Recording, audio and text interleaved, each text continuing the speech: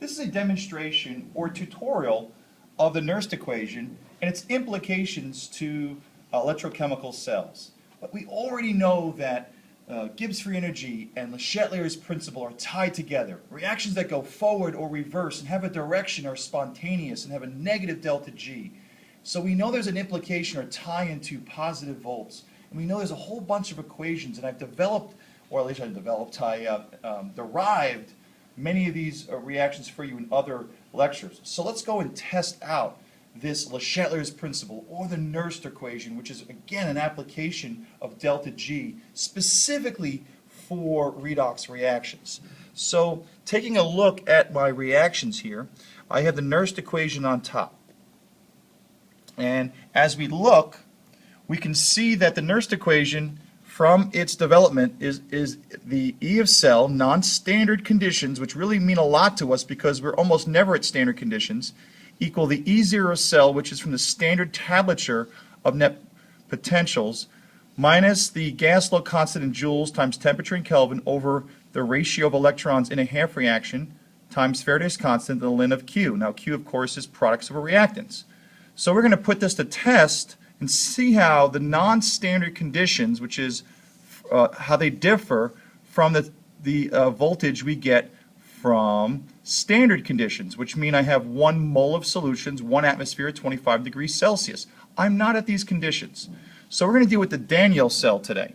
The Daniell cell, at least I'll start this way, is I have a zinc electrode and a copper electrode. The zinc is better at oxidizing, and it has a reduction potential of negative 0.76, but I flipped the sign off my table so that it's now positive because it likes to oxidize. Copper is poor at oxidizing. It has a oxidation potential of negative 0.34, but its reduction potential, as written, I use. It likes to reduce. And if you notice, my Q, which is products over reactants, I only include the zinc plus 2, which is product here of the overall reaction, and this copper plus 2 I only use because that's my reactant. I don't include the zinc 0 or the copper 0 because they're solids, and solids don't have concentrations in your Q or your expression. So in any case, what I'm going to do here is we're going to look at this. Now we know the net potential should be 1.10 volts. That's what I get from my reduction potential tables when I add them together. I use the one that reduces, plus I flip the sign of the one that oxidizes, and I add them together, and I get a net potential. This voltage means the force. Now this has nothing to do with electrons. This is a pathway. And this tells us how well something oxidizes, pushes charge along, and how well something pulls charge along. This is a measure really of energy, joules per coulomb. So let's look at the Daniell cell real quick. And we're going to put this to test by changing the voltage, but let's see what I get. I do not have 1 mole. I would have to have 1 mole of zinc plus 2 ions and 1 mole of copper. So put my electrodes in. Here's going to be my anode. The zinc is better at oxidizing than copper on the reactivity series you possibly have learned. And so therefore, zinc is going to be the anode. The cathode is the place of reduction. Anox, red cat. You probably hopefully learned that. And now I'm going to plug in my leads to my voltmeter. This is my copper. This goes to my zinc, which is my anode, anox, oxidation. And if you notice, I get 0 volts because I did not put in my salt bridge. My salt bridge maintains electrical neutrality. And now I should get some voltage, 0.89. Now I'm supposed to get, as I've already have mentioned, I'm supposed to get that 1.1 voltage, okay? Right there by my thumb there. That's what I'm supposed to get if I had 1 molar solution of copper plus 2 and a 1 molar solution of zinc plus 2. So I'm not quite getting that. Now why? Well, part of the reason could be that if you look at my Q here, part of the reason could be that, well, if this is a negative expression, this is my E0 of cell, this is the Nernst equation, this is going to stay pretty much constant, but the ln of Q is what I'm talking about. The Q is products over reactants. So the reason why I'm under 1.1 could be that my zinc concentration is greater than my copper plus 2. I mean, I eyeballed them. So if I'm under, it's probably telling me the zinc is what? Greater. Now if it's greater, this ratio, if I have a higher molarity of zinc zinc plus 2 than copper plus 2, this Q is greater than 1. Now if it's greater than 1, the log, or the natural log of that number will stay positive, and that positive Q times a negative expression makes it a negative value overall, and therefore 1.1 minus a value gives me something less than 1.1. Okay? Now, But that's not what I'm going to do here. I'm going to test this by trying to change the concentrations from this position. So what I'm going to first do is I'm going to lower the amount of copper ions. So I'm going to dilute that. So what I'm going to do is take out the salt bridge. All right. And let's identify the current voltage, 0.9. All right. Now, I'm going to dilute the copper ions. So how am I going to do that? Well, very simply, I'm going to pour this beaker into another beaker. And I'm going to add some water. So let's add some water to it. The reason why I'm not doing it while it's connected is because of the salt bridge I have, using a siphon, this would actually dilute this side. I don't want to dilute this side. So I want to dilute this, so I'm adding some water. And then I'm going to pour off the extra. Now concentration is independent of the volume, so I'm just going to get rid of this. And now I should have a diluted solution that's about the same level of where I was. Okay, I'm going to put in my electrode. Hopefully it doesn't fall off, as it did. Okay, got my electrode. And now, here's the moment of truth. It was 0.9, but by diluting it, I got 0.88. So it dropped. Now, why did it drop? Well, it dropped because what I was doing here was decreasing the copper plus 2 here while the zinc stayed the same. Now I have it going up, but if I was to decrease the copper and keep this the same, if I increase my denominator, this whole value gets bigger, right? Make the denominator, no, it's actually dropping further.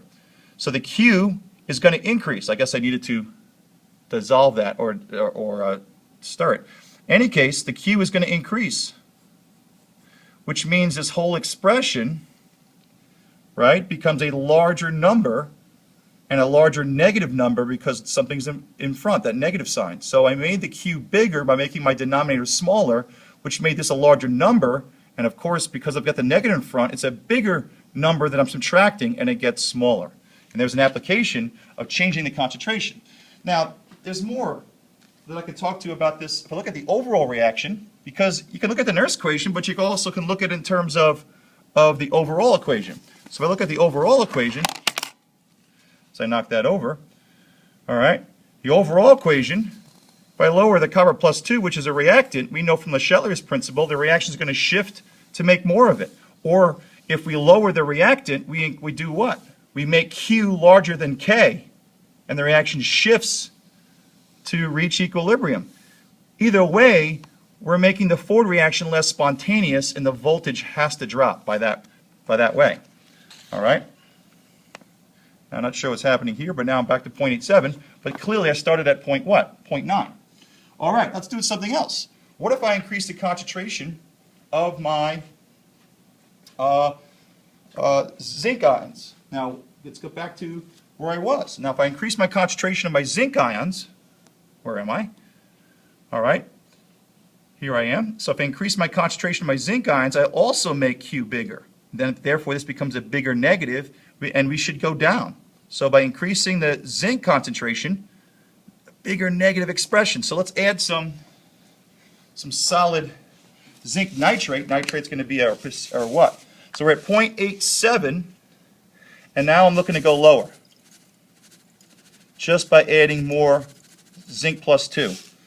If I stir a little bit, maybe I can make it go down. And it is. It's going down. So I'm increasing the concentration of something, and it's going down. I decreased, it went down. Why? Again, let's go back to our equation. I'm really increasing Q. Right? I'm increasing Q. That's trying to go back on me. But again, I'm increasing zinc, which is on top, which is the product. Therefore, the Q, of course, is going to get bigger. Now, of course, it's making a liar out of me as it's going up and down. But as I dissolve it, okay, at some point, as this gets concentrated, it does drop. Now, it's not a drastic drop. It's subtle, but it's there. Okay? Now, let's end this off with a concentration cell. So, take this apart. Pull out my salt bridge. Let's make a concentration cell. What does that mean? Well, I'm going to use, guess what? I'm going to use zinc, and I'm going to use zinc to be my electrodes. And I'm going to build a cell just on concentrations alone. So what I'm going to do is I'm going to have my concentrated to the right and my dilute concentration to the left, and I'm going to add some solid here, and a little bit here to make it not as concentrated. We're going to add our water to about the same volume, and I'm estimating here, I'm eyeballing. It's a little bit of demonstration. I need the top to be off the pour though. So I'm here and I'm here. I'm just trying to make sure my salt bridge doesn't work as a siphon. Okay, I'm going to stir. And it's kind of interesting. I'm going to make a battery of the same contents. Just by changing the concentrations, I should be able to make a voltage or a potential difference. So let's do that. So I'm essentially dissolved here. This is the more concentrated. Definitely I added more here to the same volume. We're going to put in our salt bridge. And I'm going to put the anode side, or the lead that I think is the anode, to the dilute solution. And I'm going to put the cathode side, or the what I think is going to be the cathode, on the concentrated side. And what I have is I have almost a concentration, maybe, making a liar out of me, 0.28. I've created a concentration cell. Look at that. How did that happen? How did I make a voltage? Now, it's not as great as the others, but I definitely made a volt. I definitely made a concentration cell. Now, how did that work? Well, here we go. In my concentration cell, I'm dealing with zinc and zinc. Zinc plus 2 is getting reduced, has to be. Zinc is getting oxidized. It looks like if I was to cancel everything out, it would be no reaction. It's kind of a weird thing. I have zinc and zinc. But the zinc plus 2 is the blue one here. Is the blue one down here. Got wet, sorry. So what I did was I increased zinc plus 2 in this beaker. Now this zinc plus 2 that I decreased is right here. It's in my, what? In my anode part of my cell. Now why? Well, it's in my cathode region. So my dilute region, and let me make sure I get this correct, in the place that I diluted, all right, is not the zinc plus 2 in the bottom. I diluted zinc plus 2 here. Notice the cell is dying. It's dying because it's going down because eventually these will reach the same concentration as they reach equilibrium. So it's not lasting long, but it's working. So let me explain. This zinc plus 2 here I increased. That's over here. That's my cathode. This, by increasing the zinc plus 2 over here, okay, makes the Q what? Smaller. I'm sorry.